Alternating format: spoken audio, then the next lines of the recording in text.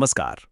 भारतीय न्याय संहिता यानी बीएनएस के आने से भारत के क्रिमिनल लॉ में कई बहुत बड़े और ज़रूरी बदलाव हुए हैं।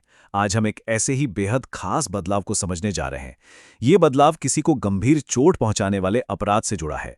हम बात कर रहे हैं बीएनएस की एक नई, स्पेसिफिक और बहुत ही सख्त धारा की, सेक्शन 117 सबसेक्शन 3। तो चलिए, इसके हर एक पहलू को गहराई से समझते हैं। तो सबसे पहला और बड़ा सवाल यही उठता है कि अगर कोई किसी पर ऐसा हमला कर दे जिससे उसकी जिंदगी हमेशा के लिए बदल जाए, मतलब उसे कोई परमानेंट डिसेबिलिटी हो जाए, तो उसके लिए अब नया और ज्यादा सख्त कानून क्या कहता है? देखिए, इस सवाल का जवाब जानना हम सबके लिए बहुत जरूरी है, क्योंकि ये कानून न सिर्फ विक्टिम को पहले से कहीं ज्यादा मजबूत कानूनी प्रोटेक्शन देता है, बल्कि अपराधियों के मन में भी डर पैदा करने के लिए सजा को बहुत ज्यादा गंभीर बना देता है। तो इस पूरे टॉपिक को आसानी से समझने के लिए हम अपनी चर्चा को इन 6 हिस्सों में देखेंगे। सबसे पहले समझेंगे कि ये कानूनी बदलाव है क्या, फिर घोर उपहति और स्थायी विकलांगता जैसे जरूरी शब्दों का मतलब जानेंगे।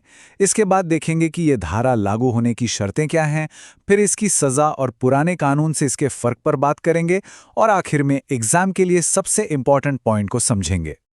ठीक है, तो चलिए अपने पहले सेक्शन से शुरू करते हैं, एक गंभीर कानूनी बदलाव।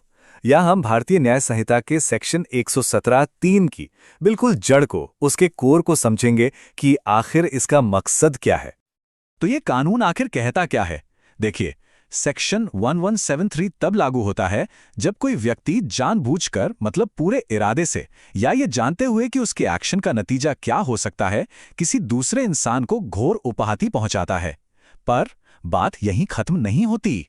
उस घोर उपहाति का नतीजा ये होना चाहिए कि विक्टिम को स्थायी विकलांगता हो जाए। यहां पर 2 बातें सबसे अहम हैं, इन्हें याद रखिएगा। घोर उपहाति और स्थायी विकलांगता, इन्हीं 2 शब्दों पर यह पूरी धारा टिकी हुई है। तो चलिए अब इस कानून के पहले पिलर को समझते हैं, घोर उपहति, जिसे अंग्रेजी में कहते हैं ग्रीवियस हॉट। आखिर कानून की नजर में कौन सी चोट इतनी सीरियस मानी जाती है कि उसे घोर कहा जाए? देखिए, घोर उपहति का मतलब कोई मामूली चोट या खरोंच बिल्कुल भी नहीं है। ये एक ऐसी सीरियस चोट है जो किसी इंसान के शरीर पर गहरा और परमानेंट असर डालती है। आप यूं समझिए कि कानून उन चोटों में फर्क करता है जो वक्त के साथ भर जाती हैं, और उन चोटों में जो इंसान से उसकी कोई ताकत या क्षमता हमेशा के लिए छीन लेती हैं। घोर उपहति इसी दूसरी कैटेगरी की चोट है। इसे और अच्छे से समझने के लिए कुछ एग्जाम्पल्स देखते हैं। जरा सोचिए, किसी हमले में किसी का हाथ या पैर कटकर शरीर से अलग हो जाए, या किसी की आंखों पर ऐसी चोट लगे कि वो हमेशा के लिए देख ही ना पाए, या कानों पर हमले से सुनने की शक्ति पूरी तरह चली जाए, या फिर शरीर का कोई अंग या कोई जॉइंट इतना डैमेज हो जाए कि वो फिर कभी काम ही ना कर सके। ये सारी दिल दहला देने वाली सिचुएशंस घोर उपहति के दायरे में आती हैं। अब हम आते हैं इस कानून के दूसरे पिलर पर, स्थायी विकलांगता यानी परमानेंट डिसेबिलिटी। अगर घोर उपहति अपराध का एक्शन है, तो स्थायी विकलांगता उसका वो भयानक नतीजा है जिसके लिए ये खास धारा बनाई गई है। तो स्थायी विकलांगता उस हालत को कहते हैं जब चोट इतनी गंभीर हो कि विक्टिम अपनी नॉर्मल जिंदगी फिर कभी जी ही नहीं सकता। इसका मतलब है कि वो अपने रोज के कामों के लिए दूसरों पर डिपेंडेंट हो जाए, या फिर उस चोट की वजह से उसकी कमाने और काम करने की एबिलिटी या तो हमेशा के लिए खत्म हो जाए या बहुत ही ज्यादा कम हो जाए। ये एक ऐसी चोट है जो विक्टिम का पूरा भविष्य ही बदल देती है। इसके उदाहरणों से ये बात और भी साफ हो जाएगी, जैसे किसी को हमले की वजह से लकवा मार जाए और उसके शरीर का कोई हिस्सा हमेशा के लिए बेजान हो जाए, या पैर में ऐसी चोट आ जाए कि इंसान जिंदगी भर लंगड़ा कर चलने पर मजबूर हो, या फिर सिर पर लगी चोट से ब्रेन को परमानेंट डैमेज हो जाए, जिससे उसकी याददाश्त या सोचने समझने की शक्ति पर जिंदगी भर के लिए असर पड़ जाए। ये सभी स्थायी विकलांगता के पक्के उदाहरण हैं। तो अब जब हम घोर उपहति और स्थायी विकलांगता का मतलब अच्छे से समझ चुके हैं, तो आइए देखते हैं कि किसी केस पर सेक्शन 117(3) लगाने के लिए वो कौन सी 3 जरूरी शर्तें हैं। आप इसे एक कानूनी चेकलिस्ट की तरह समझ सकते हैं जिसका हर एक बॉक्स टिक होना जरूरी है। इस अपराध को साबित करने के लिए ये 3 चीजें एक के बाद एक होनी चाहिए। पहला, अपराधी का इरादा या जानकारी, मतलब मेंस रिया, कि उसके काम से ऐसी गंभीर चोट लग सकती है। दूसरा, उसका काम, मतलब एक्टस रियस, जिससे विक्टिम को सच में घोर उपहति हुई हो। और तीसरा, नतीजा, यानी उस घोर उपहति की वजह से विक्टिम को स्थायी विकलांगता हो गई हो।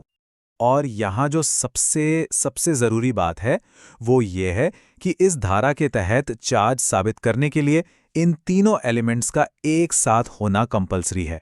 अगर इनमें से एक भी कड़ी गायब है तो ये धारा लागू नहीं होगी। ये एक मजबूत चेन की तरह है। अपराधी का इरादा, जिससे हुई घोर उपहति और जिससे हुई स्थायी विकलांगता, तीनों का आपस में जुड़ा होना ही चाहिए। चलिए अब उस हिस्से पर आते हैं जो इस कानून को इतना खास और सख्त बनाता है, यानी सजा। अगर कोई इस गंभीर अपराध का दोषी पाया जाता है तो उसे क्या सजा मिलती है, और ये पुराने आईपीसी के कानून से अलग और ज्यादा कड़ा कैसे है? इस अपराध के लिए सजा बहुत ही कठोर है। इसमें कठोर कारावास का प्रोविजन है। अब इसका मतलब सिर्फ जेल में बंद रहना नहीं होता, बल्कि दोषी से जेल में सख्त शारीरिक मेहनत भी करवाई जाती है। सजा का टाइम पीरियड भी काफी लंबा होता है, जो कई सालों तक जा सकता है। और इसके साथ ही कोर्ट दोषी पर भारी भरकम जुर्माना भी लगा सकती है, जिससे विक्टिम को कुछ राहत मिल सके। ये जानना भी बहुत ज़रूरी है कि कानून की नज़र में ये एक बहुत ही सीरियस और गैर जमानती अपराध है। गैर जमानती यानी नॉन बेलेबल होने का सीधा मतलब है कि अगर कोई इस धारा के तहत गिरफ्तार होता है तो उसे जमानत मिलना लगभग नामुमकिन हो जाता है। जमानत देना है या नहीं, ये पूरी तरह से कोर्ट पर डिपेंड करता है। ये चीज़ इस अपराध की गंभीरता को और भी बढ़ा देती है।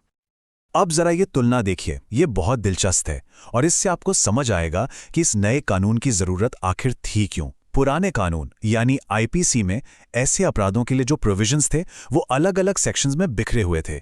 इससे अक्सर कंफ्यूजन होता था। लेकिन नए बीएनएस की धारा 117(3) ने इस कमी को पूरी तरह से दूर कर दिया है। इसने स्पेसिफिक अपराध को एक ही जगह पर बहुत साफ और सख्त तरीके से डिफाइन कर दिया है। इससे न सिर्फ कानून में क्लैरिटी आई है, बल्कि न्याय मिलने की प्रोसेस को भी मजबूती मिली है। और अब हम आते हैं अपनी चर्चा के आखिरी और सबसे ज़रूरी हिस्से पर। यह खास तौर पर लॉ स्टूडेंट्स और कॉम्पिटिटिव एग्जाम्स की तैयारी कर रहे लोगों के लिए बहुत काम का है। ये आप कह सकते हैं इस पूरी धारा का निचोड़ है, जिसे आप आसानी से याद रख सकते हैं। तो इस पूरी धारा को याद रखने का सबसे आसान फॉर्मूला या इक्वेशन ये है: जब घोर उपहति के साथ स्थायी विकलांगता का एलिमेंट जुड़ जाता है तो उसका सीधा नतीजा होता है कठोर दंड। मतलब grievous hurt plus permanent disability is equal to strict punishment. ये सिंपल सी इक्वेशन इस पूरे सेक्शन के सार को बहुत अच्छे से बता देती है। तो आखिर में एक बड़ा सवाल हम सब के सामने है। ये नया, ज्यादा सख्त और साफ सुथरा कानून हमारी पब्लिक सेफ्टी और हमारे जस्टिस सिस्टम पर कैसा असर डालेगा? क्या इससे अपराधियों में डर बढ़ेगा? क्या विक्टिम्स को इंसाफ मिलने में तेजी आएगी? ये कुछ ऐसे सवाल हैं जिनका जवाब तो हमें आने वाला वक्त ही देगा, जब ये कानून जमीनी स्तर पर लागू होगा। अगर आपको ये वीडियो यूजफुल लगी हो तो target with Amit YouTube channel को सब्सक्राइब जरूर करें। ऐसी ही इजी और डिटेल वीडियोस के लिए बेल आइकन दबाना ना भूलें।